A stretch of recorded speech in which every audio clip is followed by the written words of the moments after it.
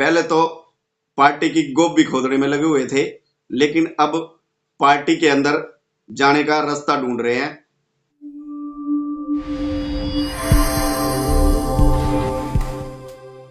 नमस्कार दोस्तों, स्वागत है आप सभी का। साथियों, आज की वीडियो में हरियाणा की राजनीति को लेकर के चर्चा करेंगे साथियों, क्योंकि हरियाणा की राजनीति में एक नया ट्रेंड देखने के लिए मिला है साथियों। उसी को लेकर के आज की वीडियो में चर्चा है। लेकिन दोस्तों, वीडियो में आगे बढ़ने से पहले उन सभी साथियों से निवेदन है, जिस साथी ने चैनल को सब्सक्राइब नहीं किया है तो कृपया वो चैनल को सब्सक्राइब करें। और यदि आपको जानकारी अच्छी लगे, वीडियो अच्छी लगे तो लाइक और शेयर जरूर करें। दोस्तों, हरियाणा में बीजेपी की सरकार बनने के बाद गिरगटिया नेता अपने रंग बदलने लगे हैं। विधानसभा चुनाव के दौरान जिन भाजपा नेताओं ने अपनी पार्टी के प्रत्याशी का जमकर विरोध किया, वे आजकल न केवल मुख्यमंत्री नैब सिंह सैनी बल्कि उनके बड़े नेताओं के इर्द गिर्द मंडरा रहे हैं। कई गिरगिटिया नेता तो ऐसे हैं जो मुख्यमंत्री के साथ बैठकर चाय पर भाजपा को आगे कैसे बढ़ाया जाए इस पर चर्चा तक कर आए हैं।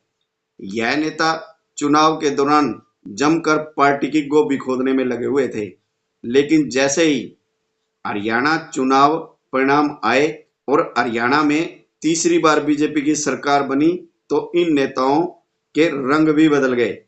चुनाव परिणाम से पहले कांग्रेस से गलबैया करने में लगे हुए थे और भाजपा से बगावत करने वाले बागी नेताओं की सूची काफी लंबी है। कुछ नाम आजकल चर्चाओं में है।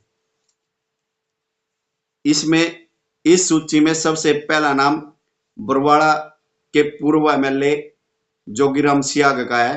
और चुनाव से पहले जोगीराम सियाग जेजेपी के विधायक थे और ये जेजेपी छोड़ करके भारतीय जनता पार्टी में शामिल हुए थे, लेकिन टिकट न मिलने के कारण से जोगीराम सियाग ने बीजेपी से बगावत की, चुनाव में दूरी बनाई और प्रचार में नहीं आए।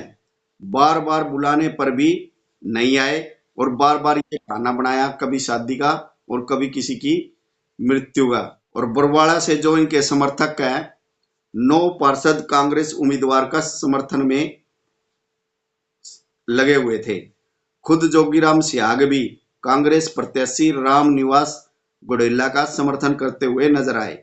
उन्होंने यह नहीं सोचा था कि हरियाणा के अंदर बीजेपी तीसरी बार सरकार बनाएगी, लेकिन जैसे ही मुख्यमंत्री नैब सिंह सैनी मुख्यमंत्री पद की शपथ लेते हैं तो ये झट से हरियाणा के मुख्यमंत्री नैब सिंह सैनी को बधाई देने के लिए झट से पहुंच जाते हैं। और दूसरा नाम है पूर्व राज्यसभा सांसद डीपी वत्स का। उन्होंने भी बगावत की और बार बार बुलाने पर भी चुनाव प्रचार में नहीं आए और एक निर्दलीय उम्मीदवार के प्रचार में लगे हुए थे। इतना ही नहीं, सांसद साहब ने अपने संसदीय कोटे से गुराना गांव की पंचायत को एक ट्रैक्टर ट्रैली उपहार में दे रखा था, जबकि इस गांव के सरपंच राम अवतार शर्मा चुनाव के दौरान कांग्रेस प्रेम में डूबे हुए थे। और सूची में जो तीसरा नाम है वो वीर साहू का है और वीर साहू सपना चौधरी के पति हैं। तो ये भी चुनाव के दौरान कांग्रेस का प्रचार कर रहे थे और हालांकि इनकी जो पत्नी है सपना चौधरी, वो बीजेपी की नेता हैं। और कांग्रेस की हार के बाद ही ये हरियाणा के जो मुख्यमंत्री नैब सिंह सैनी हैं उनको बधाई देने के लिए चंडीगढ़ पहुंच जाते हैं। तो इसी प्रकार से और भी हरियाणा के कई नेता हैं। और एक नेता तो ऐसे हैं हरियाणा के, अशोक तंवर। इनकी स्थिति तो एक ऐसी है कि धोबी का कुत्ता घर का न घाट का। तो ऐसी स्थिति इनकी बन चुकी है, क्योंकि ये विधानसभा चुनाव के दौरान 3 दिन पहले ही, विधानसभा चुनाव से 3 दिन पहले ही महेंद्रगढ़ के अंदर बीजेपी प्रत्याशी का प्रचार करने के लिए पहुंचे थे। लेकिन महेंद्रगढ़ में जब राहुल गांधी की रैली के दौरान तो ये भारतीय जनता पार्टी को छोड़ करके राहुल गांधी के पास पहुंच जाते हैं और वहां जाकर के कांग्रेस पार्टी को ज्वाइनिंग कर लेते हैं।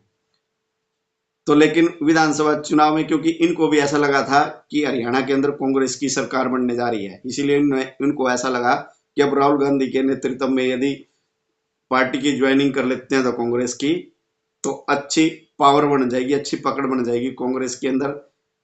तो ऐसा सोच करके ये वहां गए, लेकिन जब चुनाव परिणाम आए तो इनकी स्थिति सेम वैसी होगी, धोबी का कुत्ता घर का न घाट का। तो अब ये भारतीय जनता पार्टी के अंदर दोबारा से एंट्री करने का रास्ता ढूंढ रहे हैं।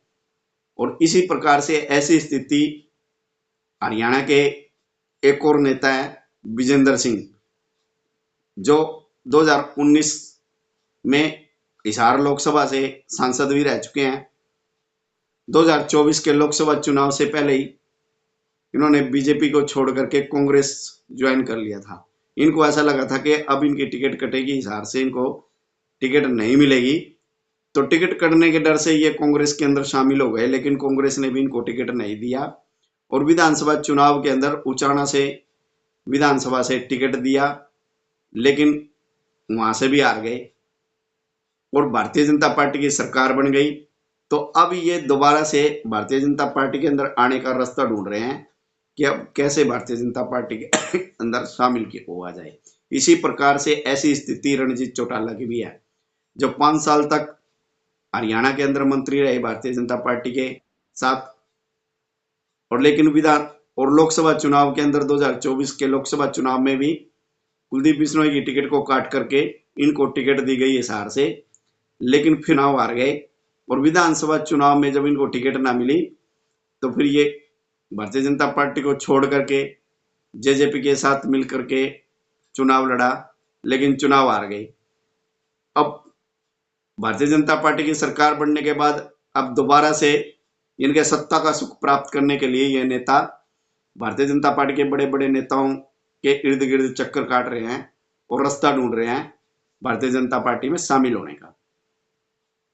यहां तक भी जो भारतीय जनता पार्टी के नेता हैं और मुख्यमंत्री नायब सिंह सैनी, मोहनलाल बडोली जो प्रदेश अध्यक्ष हैं, तो उन्होंने भी ये साफ साफ बोल दिया कि जिन नेताओं ने पार्टी के साथ बगावत की और जो भारतीय जनता पार्टी छोड़ के कांग्रेस में शामिल हुए, तो उनको भारतीय जनता पार्टी के अंदर शामिल नहीं किया जाएगा। और यदि उनको शामिल होना है तो वो केंद्रीय नेतृत्व से बातचीत करके आए, तो उसके बाद विचार किया जाएगा।